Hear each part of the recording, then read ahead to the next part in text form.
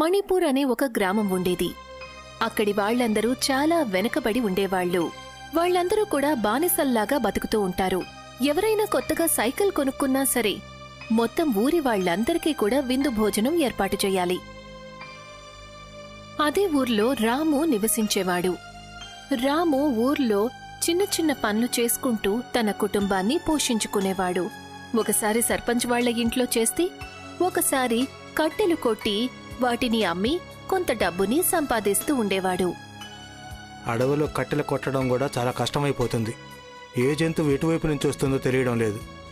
నాకెప్పుడు భయంగానే ఉంటుంది. రాము కొన్ని కట్టెలను కొట్టి వాటిని అమ్మడానికి బజారుకి వెళ్తాడు. అరే రా రాము రా, నేను నీకోసమే ఎదురు చూస్తున్నాను. నా కోసమా? ఎందుకని? ఏంటి విషయం? ఈ కట్టెలు తీసుకుని నాకు డబ్బులు ఇస్తే నేను బయలుదేరతాను. అరే సర్పంచ్ గారు నిన్ను వాళ్ళ ఇంటి పనుల కోసం వెతుకుతున్నారు. ఆయన ఏమన్నారంటే పాత లెక్క సరిచేయబోతున్నారట. ఏమంటున్నావు? నువ్వు ఈ కట్టెలను చూసి ఇవాటి లెక్క సరిచేయి. నేను సర్పంచ్ గారి దగ్గరికి వెంటనే వెళ్తాను. రాము ఆ కట్టెలతని దగ్గర నుంచి డబ్బులు తీసుకుంటాడు. ఆ తర్వాత సర్పంచ్ ఇంటికి పని ఇంకా డబ్బుల మీద ఆశతో వెళ్తాడు. అప్పుడే సర్పంచ్ తన గుమాస్తాతో మాట్లాడుతూ ఉంటాడు. ఈ ఊరి వాళ్ళని బానిసలుగా మార్చడం చాలా చాలా సులభం. పెద్దగా ఏం చేయక్కర్లేదు. వాళ్ళని కాస్త విసిగిస్తే చాలు. వాళ్ళని సంతోషంగా ఉండనివ్వకూడదు. ఎందుకంటే వాళ్ళు సంతోషంగా ఉన్నారంటే ఆ తర్వాత బానిసలేంటి? బానిసలు ఎవరు అవుతారంటే నిస్సహాయులు, బాధల్లో ఉన్నోళ్ళు. సరిగ్గా చెప్పారు సర్పంచ్ గారు. అందుకనే మీ ముందు సగానికి పైగా నౌకర్లు తిరుగుతూ ఉంటారు. వాళ్ల మాటల్ని దూరంగా నిలబడి ఉన్న రాము చాలా చక్కగా వినేస్తాడు. మనసులో అతను ఆలోచిస్తాడు. ఎంత పాపం ఉంది వీళ్ళ మనసుల్లో. ఊళ్ళో అందరినీ బానిసలుగా చూస్తున్నారు. ఒకవేళ ఎవరైనా వీళ్ళని సహాయాన్ని అడగడానికి వస్తే వాళ్ళు మూర్ఖులే అవుతారు. రాము సర్పంచ్ దగ్గరికి వెళ్లి ఇలా అంటాడు. దేశానికి ఎప్పుడో స్వాతంత్రం వచ్చింది సర్పంచ్ గారు. కానీ మీలాంటి సర్పంచ్ యొక్క గుమస్తా మాత్రమే ఇటువంటి నీచమైన ఆలోచనలు కలిగి ఉంటారు. పేదవాళ్ళని బానిసలు అనుకుంటారు. నిస్సహాయుల్ని మూర్ఖులు, నిజాయితీ పరులని మందబుద్ధులు అనుకుంటారు. నువ్వు స్పృహలోనే ఉన్నావు రాము. అసలేం మాట్లాడుతున్నావు? నీకెంత ధైర్యం ఉంటే నువ్వు ఇవన్నీ నా ముందు మాట్లాడుతున్నావు? ఇలా అంటున్నానని ఏమనుకోబాకండి సర్పంచ్ గారు. సరే మీరు చెప్పండి. నా కోసం వెతుకుతున్నారట కదా. బజార్లో ఏమైనా పని ఉందా? ఇవాళ నా కొడుకు పుట్టినరోజు. వెళ్ళి మండపాన్ని రెడీ చెయ్యి. ఊళ్ళో అందరికీ చెప్పు ఇవాళ విందు భోజనం ఉంది అని. దాంతోపాటు వంట వాళ్ళు ఎవరు వస్తారో నువ్వు వాళ్ళకి సాయం చేయాలి. అలాగే సర్పంచ్ గారు. మీరు ఈ బానిసకి డబ్బులు ఇవ్వాల్సి ఉంటుంది. మరి దాని గురించి కూడా ఆలోచించండి. నీ లెక్కను ఇప్పుడే నేను సరిచేస్తాను. ముందు వెళ్ళి పనులన్నీ చూడు. విందు భోజనానికి అన్ని ఏర్పాట్లు రాము చేతుల్లోనే ఉంటాయి. తను ఊర్లో ప్రతి ఇంటికి వెళ్లి ఆహ్వానించడం దగ్గర నుంచి అన్ని పనులను చేస్తాడు. రండి రండి, అందరూ వచ్చి కడుపు నిండా తినండి. భోజనం చాలా రుచిగా ఉంది. చాలా రకాల వంటకాలున్నాయి. అందరూ కడుపు నిండా తిని వెళ్ళండి. నిజంగానే ఏర్పాట్లు చాలా బాగున్నాయి. భోజనం చేస్తుంటే చాలా బాగా అనిపిస్తుంది. రాము ఎక్కడ చేయి వేసినా సరే అక్కడ అన్ని అద్భుతాలు జరిగిపోతాయి. మీరు సరిగ్గా చెప్పారు. రాము చేతుల్లో ఏదో మాయ ఉంది. ఎక్కడ వంట చేసినా సరే రాము చెయ్యి పడగానే భోజనం చాలా రుచిగా మారిపోతుంది కదా. ఊరంతా కూడా ఎంతో ఇష్టంగా విందు భోజనం చేస్తుంది. అందరూ కూడా రాముని బాగా మెచ్చుకుంటారు. కానీ సర్పంచ్ ఇంకా తన కొడుకుకి ఆ విషయం ఏమాత్రం నచ్చలేదు. కాని ఎప్పుడైతే రాము సర్పంచ్ దగ్గరికి తనకి రావాల్సిన డబ్బులు అడగడానికి వెళ్తాడో అప్పుడు సర్పంచ్ ఇంకా తన కొడుకుకి ఆ విషయం అస్సలు నచ్చదు. సర్పంచ్ గారు, అంతా చాలా బాగా జరిగింది. ఊరంతా కూడా విందు భోజనం చేశారు. మీ కొడుకు పుట్టినరోజు కూడా చాలా చక్కగా జరిగింది. సరే మరి నాకు ఇవ్వాల్సింది ఇవ్వండి. అంతా జరిగింది, కానీ ఏదీ సరిగా జరగలేదు. నా కొడుక్కి ఎవరూ కూడా జన్మదిన శుభాకాంక్షలు చెప్పనే లేదు. వచ్చారు, తిన్నారు, నీ గురించి మెచ్చుకొని వెళ్ళిపోయారు. నేను ఈ ఊరి వాళ్ళ నుంచి అస్సలు ఇది ఆశించలేదు. ఇక నీ డబ్బుల గురించి అంటావా? అవి నువ్వు తీసుకెళ్ళొచ్చు. సర్పంచ్ రాముకి డబ్బులిస్తాడు. రాము అక్కడ్నుంచి వెళ్ళిపోతాడు. అయ్యగారు, ఏంటిది? రాముకి తన డబ్బుల్ని అలా ఎలా ఇచ్చేశారు? ఇది చాలా తప్పు కదా. నువ్వు దాని గురించి కంగారు పడకు. నేను రాము వెనక 2 గూండాలను పంపించాను. ఎప్పుడైతే తను అడవిదారి నుంచి ఇంటికి వెళుతుంటాడో అప్పుడు వాళ్ళిద్దరూ కూడా దొంగతనంగా రాము దగ్గర నుంచి డబ్బులు దొంగిలిస్తారు. కానీ కానీ కానీ డబ్బులు తీ మర్యాదగా డబ్బులు తీ, లేకపోతే నీ పని అయిపోతుంది. డబ్బులు. ఆ గూండాలిద్దరినీ చూడగానే రాము చాలా భయపడిపోతాడు. అలాగే, ఇదిగోండి డబ్బులు, తీసేసుకోండి, వెళ్ళిపోండి, దయచేసి నన్నేమి చేయకండి. ఎప్పుడైతే వాళ్ళు వెళ్ళిపోతారో అప్పుడు రాము గుండెలు పగిలేలా ఏడుస్తాడు. భగవంతుడా, నేను నీకేమి అన్యాయం చేశాను? నా కుటుంబం చాలా రోజులుగా ఆకలితో ఉంది. డబ్బులు చేతికొచ్చాక నేను వాళ్ళకి కడుపు నిండా భోజనం పెడదామనుకున్నాను. నేను ఎవరికి ఏం అన్యాయం చేశాను? నన్ను పరీక్షిస్తున్నావు.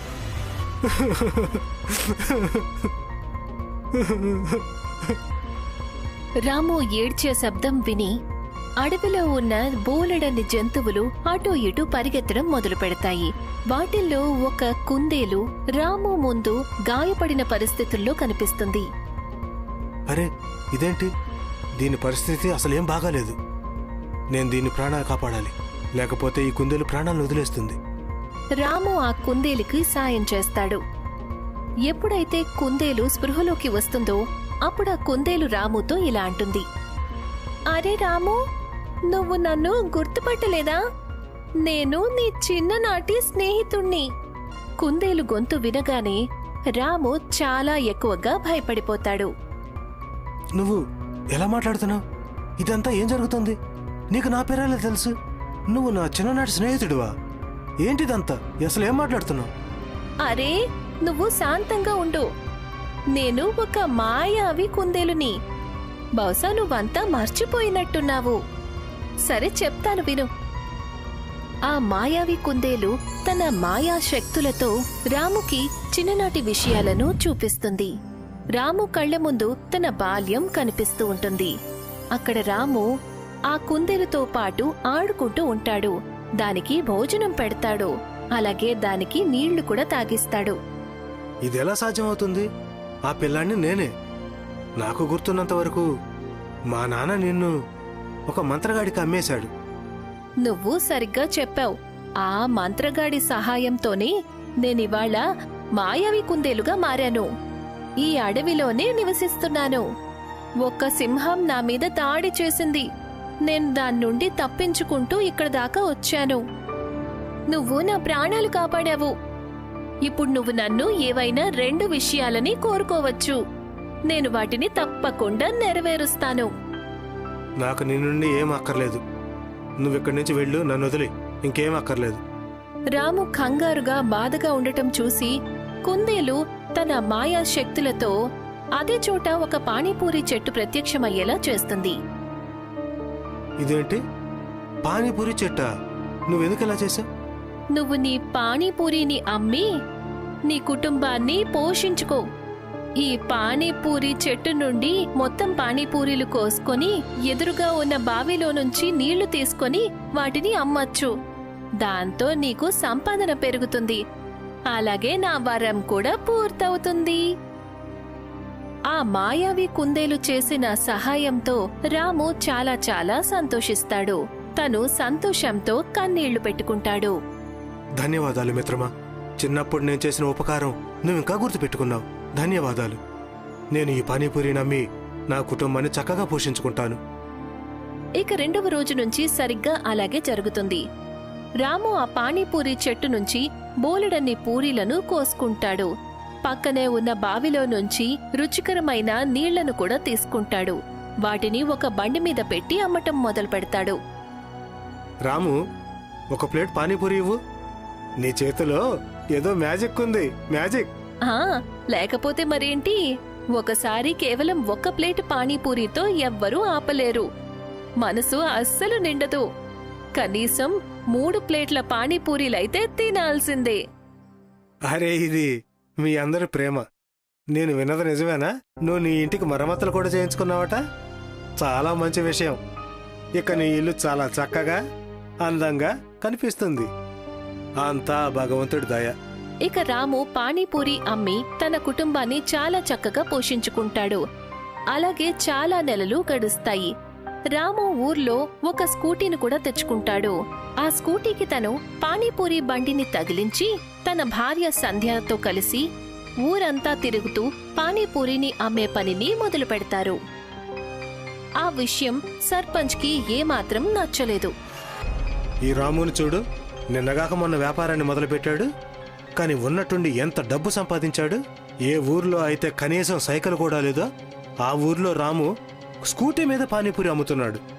ఒకవేళ ఇలానే నడుస్తుందంటే రాము ఇంకొద్ది నెలల్లోనే మీకంటే ఎక్కువ ధనవంతుడైపోతాడు, ఎక్కువ మర్యాదస్తుడు కూడా. నువ్వు తన గురించి ఇలానే గొప్పలు చెప్తూ ఉంటావా, లేకపోతే దాని ఉపాయమైనా చెబుతావా లేదా? ఆ ఉపాయంతో రాము వ్యాపారం మూతపడిపోవాలి.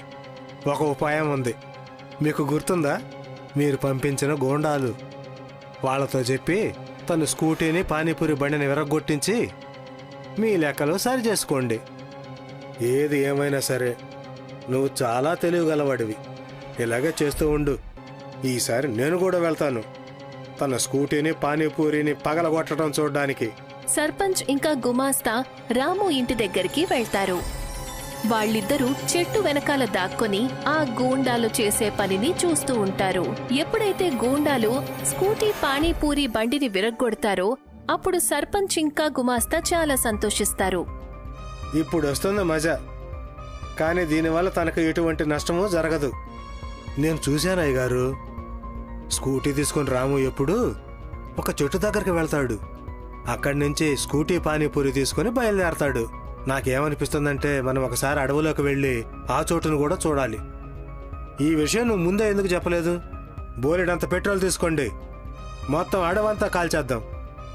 ఎదురే లేకపోతే ఇంకా వేణువేం వాయిస్తాడు? సర్పంచ్ ఇంకా అతని గూండాలు బోలెడంత పెట్రోల్ ని తీసుకుంటారు. ఆ తర్వాత పానీపూరి చెట్టు దగ్గరికి వెళ్తారు. వాళ్ళు అక్కడికి వెళ్లి చూసేసరికి అక్కడ పానీపూరి చెట్టు ఉంటుంది. అక్కడి నుంచి రాము పూరీలు కోసుకుంటూ ఉంటాడు. అయితే ఇదన్నమాట విషయం. ఇప్పుడు నాకంతా అర్థమైంది. ఈ చెట్లన్నిటినీ కూడా పెట్రోల్ పోసి కాల్చేయండి.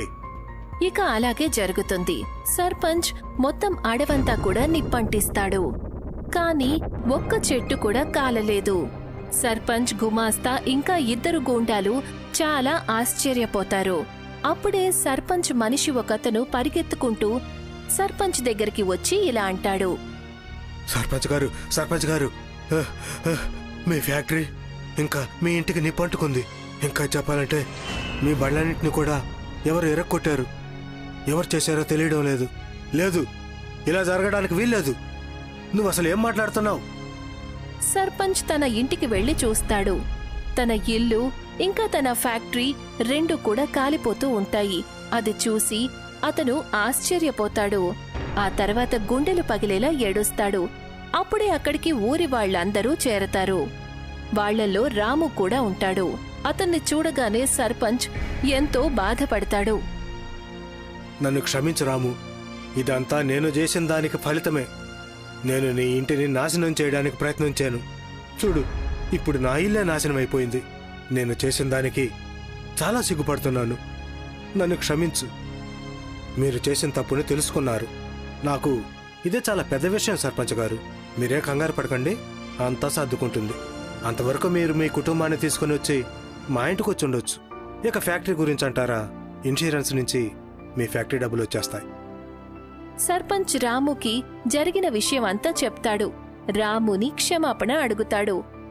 ఇక ఆ తర్వాత రాము తన స్కూటర్ మీద మళ్లీ పానీపూరి అమ్మడం మొదలు పెడతాడు. మొత్తం ఊరంతా కూడా చర్చించుకుంటారు. సర్పంచ్ ఇంకా గుమాస్తా మంచి దారిని ఎంచుకుంటారు. తమ తమ జీవితాలను సంతోషంగా గడుపుతారు. రాము తన మంచి ప్రవర్తనతో బోలెడంత పానీపూరిని స్కూటీ మీద అమ్ముతాడు.